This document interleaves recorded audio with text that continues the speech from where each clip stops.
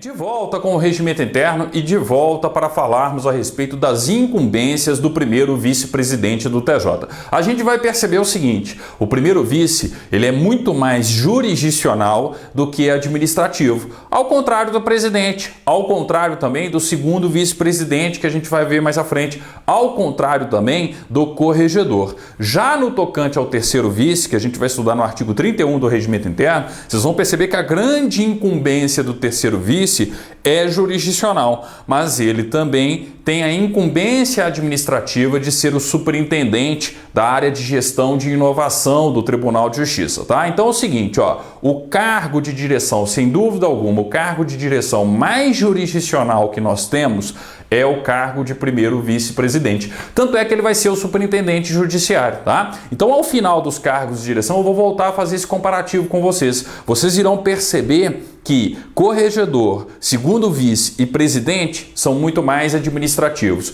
Primeiro vice, essencialmente, quase que essencialmente jurisdicional, muito mais competências jurisdicionais. O terceiro vice tem uma importantíssima competência jurisdicional, que inclusive ele divide com o primeiro vice o juízo de admissibilidade dos recursos extraordinários e dos recursos especiais, tá? Mas ele possui também uma incumbência administrativa de ser o superintendente da área de gestão de inovação do TJ, tá? Mas isso eu faço o comparativo novamente quando a gente finalizar todos os cargos de direção. O importante neste nosso primeiro encontro sobre o primeiro vice-presidente é nós estudarmos, tá? Do inciso 1º até o inciso 5º. Então vejam só o artigo 29, inciso 1º. Cabe ao primeiro vice-presidente, detalhezinho que alguém já deve ter percebido, tá? O regimento não disse são atribuições, o regimento não disse são competências. Por quê? Porque aqui no artigo 29 eu tenho uma mistura de atribuições administrativas, são poucas, é verdade, tá? E competências jurisdicionais.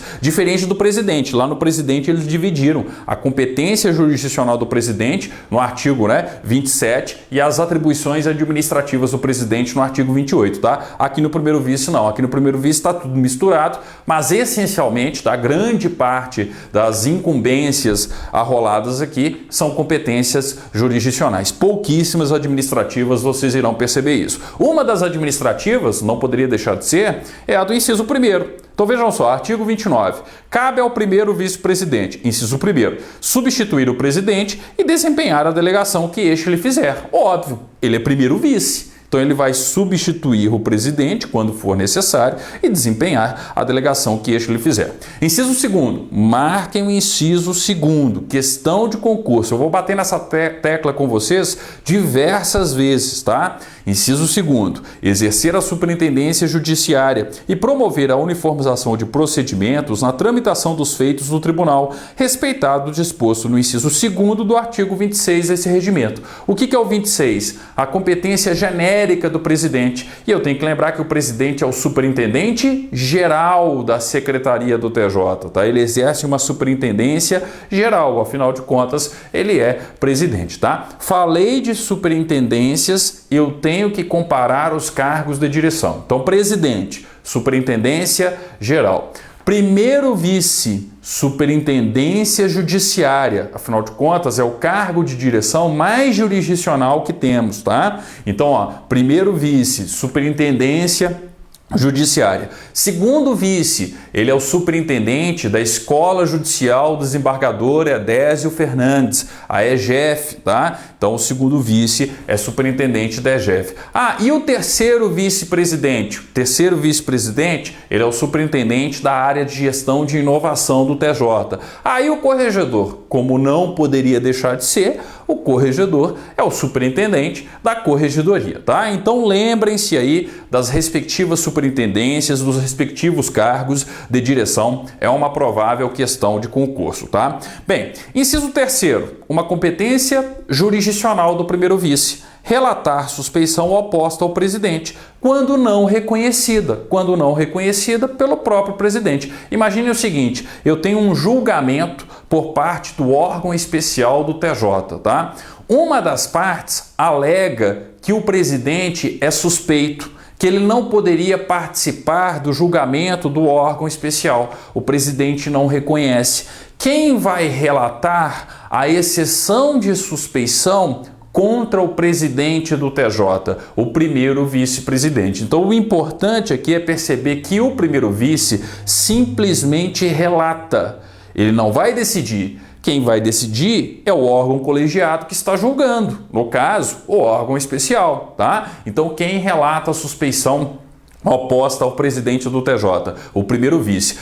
Eu estou falando de um julgamento do órgão especial. Quem vai decidir? Quem vai decidir? O órgão especial, tá? Então a gente tem essa questão aí no inciso 3º. Inciso 4º, o mais importante. A competência jurisdicional do primeiro vice, sem dúvida alguma, mais importante, exercer juízo de admissibilidade no âmbito dos recursos extraordinários, no âmbito dos recursos especiais. A gente vai ver que ele vai dividir isso com o terceiro vice, tá? Ele não exerce com relação a todos os acórdons, com relação a todos os recursos interpostos contra acórdons do Tribunal de Justiça, tá? Mas sem dúvida alguma é a incumbência, a competência jurisdicional mais importante do primeiro vice. Marquem 2, 3 asteriscos aí, ó, no inciso 4º, tá? Então, ó, é competência jurisdicional do primeiro vice-presidente. Inciso 4º, exercer a presidência no processamento dos recursos ordinário, especial e extraordinário e dos agravos contra suas decisões interpostos perante o Supremo Tribunal Federal e o Superior Tribunal de Justiça, no tocante aos processos julgados pelas primeira a 8ª Câmaras Cíveis e pelo órgão especial. Grifem esse final. No tocante aos processos julgados pelas primeiras a 8ª Câmara Cíveis e pelo órgão especial. Então, o que eu tenho que lembrar? Eu tenho que lembrar o seguinte, ó. Se nós temos, tá, uma decisão de uma Câmara do TJ, então aqui, ó, de uma Câmara Cível do TJ, tá? E um detalhe, é da primeira até a 8ª Câmara Cível. Então imagine que uma das câmaras cíveis do TJ decidiu. A partir do momento que ela decide, eu tenho o quê? Um acórdão. E vamos aproveitar aqui, ó, e colocar nessa regra também o órgão especial, tá? Então quando eu tiver ou um acórdão de uma Câmara Cível, mas desde que seja da primeira até a 8ª, ou um acórdão do órgão especial, a parte que perdeu não pode, dependendo do acórdão, dependendo do teor da decisão, interpor recurso para o STJ, interpor recurso para o Supremo Tribunal Federal. Então, quem vai exercer o processamento dos recursos, ou seja, mandar os recursos, né, determinar a remessa dos recursos para os respectivos tribunais e exercer o juízo de admissibilidade no tocante ao recurso extraordinário e no tocante ao recurso especial? O primeiro vice-presidente. Então, o que eu preciso lembrar aqui, ó? Dependendo do teor do acórdão, eu posso recorrer para o STJ, tá? E aí nós vamos lembrar da aula sobre competência lá na Constituição da República. Já coloquei há bastante tempo aí no YouTube. É fundamental estudar Poder Judiciário na Constituição da República. Que aí você começa a ver que o regimento interno está exemplificando muita coisa que nós já aprendemos lá na Constituição, tá? Então, por exemplo, quando eu falo de recurso ordinário aqui, ó, é essencialmente para o STJ. Eu estou falando do artigo 105 da Constituição, artigo 105, inciso 2º, as possibilidades previstas no artigo 105, inciso 2º.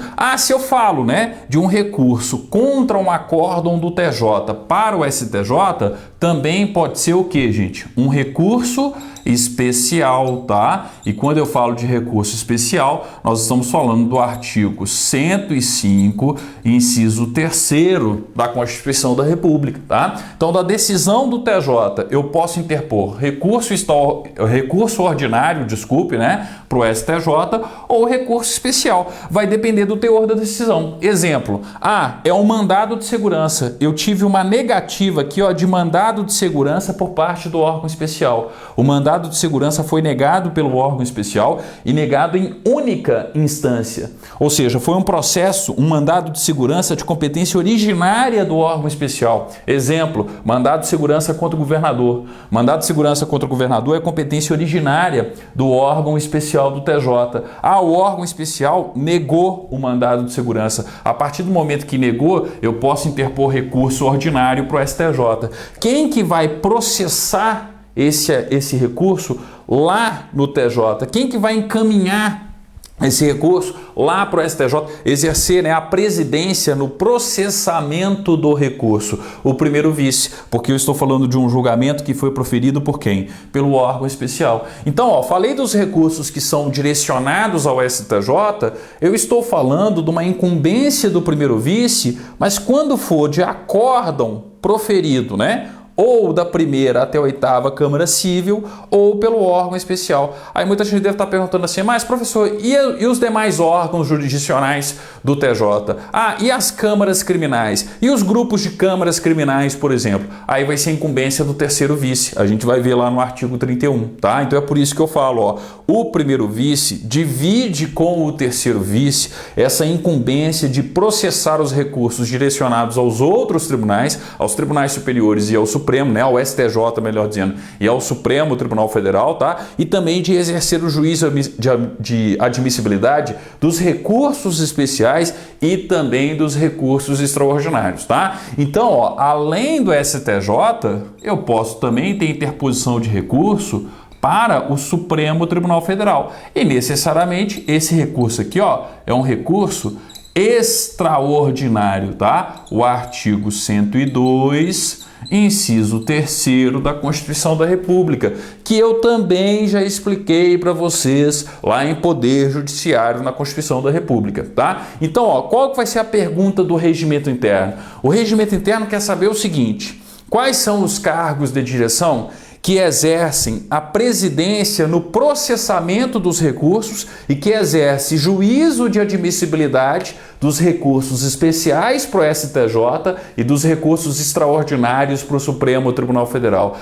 O primeiro vice. Mas o primeiro vice vai fazer isso com relação aos acórdãos, da primeira até a oitava Câmara Civil e com relação aos acórdãos do órgão especial. Então, quando não for o primeiro vice, quando não for acórdão dos respectivos órgãos aqui, vai ser uma incumbência, melhor dizendo, uma competência jurisdicional de quem? Do terceiro vice-presidente. Vejam só, todas as vezes que vocês estudarem o 29, inciso 4º, estudem também o 31, inciso 4º. O regimento foi até camarada, É o mesmo número do inciso, tá? Então, 29, inciso 4º, estudou a competência jurisdicional do primeiro vice para o processamento de recursos direcionados ao STF e ao STJ, tá? E o exercício do juízo de admissibilidade com relação a recurso extraordinário e com relação a recurso especial, tá? Mas com relação a acórdãos proferidos por quais órgãos do TJMG? Da primeira até a oitava Câmara Civil ou do órgão especial? E o terceiro vice? Inciso 4º, artigo 31. Cabe ao terceiro vice-presidente. Inciso 4º. Exercer a presidência no processamento dos recursos ordinário, especial e extraordinário e dos agravos contra suas decisões interpostos perante o Supremo Tribunal Federal e o Superior Tribunal de Justiça, ressalvada a competência do primeiro vice, ou seja, é uma competência residual. O que não for do primeiro vice, que é o caso aqui, vai ser do terceiro vice, tá? E antes que alguém pergunte, tá? Eu só vou esclarecer, apesar de não ser uma questão de regimento interno em si, porque aqui, tanto na competência jurisdicional do primeiro vice, quanto na competência jurisdicional do terceiro vice, nós temos uma menção aos agravos contra suas decisões. Eles não exercem juízo de admissibilidade? Eu sou o primeiro vice-presidente, tá? Aí um advogado da parte que perdeu, ele interpôs recurso extraordinário para o Supremo Tribunal Federal contra um acórdão do órgão especial, por exemplo. Vai chegar esse recurso extraordinário para mim, primeiro vice-presidente. Eu vou exercer o juízo de admissibilidade. Eu vou verificar se todos os pressupostos, os requisitos de natureza processual para a interposição do recurso extraordinário estão presentes. E o que eu posso fazer, no meu entendimento? Negar. negar o segmento do recurso extraordinário. Eu posso barrar, falar, não, você não tem o direito de interpor recurso extraordinário.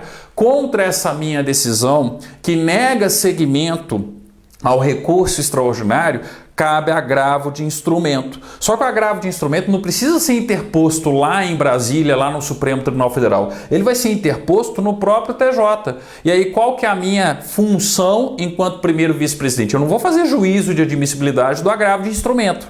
Eu vou fazer juízo de admissibilidade com relação ao recurso extraordinário. Neguei, o advogado da parte prejudicada interpõe agravo de instrumento, tá? Aí eu tenho que processar. Eu tenho que simplesmente mandar esse agravo de instrumento lá para o Supremo. E aí o Supremo vai julgar o agravo de instrumento para saber o seguinte, ó, a parte tem ou não tem o direito de interpor o recurso extraordinário? Ah, o primeiro vice-presidente do TJ agiu de forma correta ou não agiu de forma correta ao negar a admissibilidade do recurso extraordinário, tá? Então, eu tenho que lembrar que tanto na competência jurisdicional do primeiro vice quanto na competência jurisdicional do terceiro, nós temos essa menção ao agravo, mas é justamente o agravo contra a decisão, tá, negativa do juízo de admissibilidade. Ah, o primeiro vice negou a admissibilidade do recurso extraordinário, do recurso ordinário, do recurso especial, desculpe, para o STJ, tá? Ah, o terceiro vice negou a admissibilidade do recurso extraordinário para o Supremo, do recurso especial para o STJ, tá? Contra a decisão que nega juízo de admissibilidade em qualquer tribunal brasileiro, tá?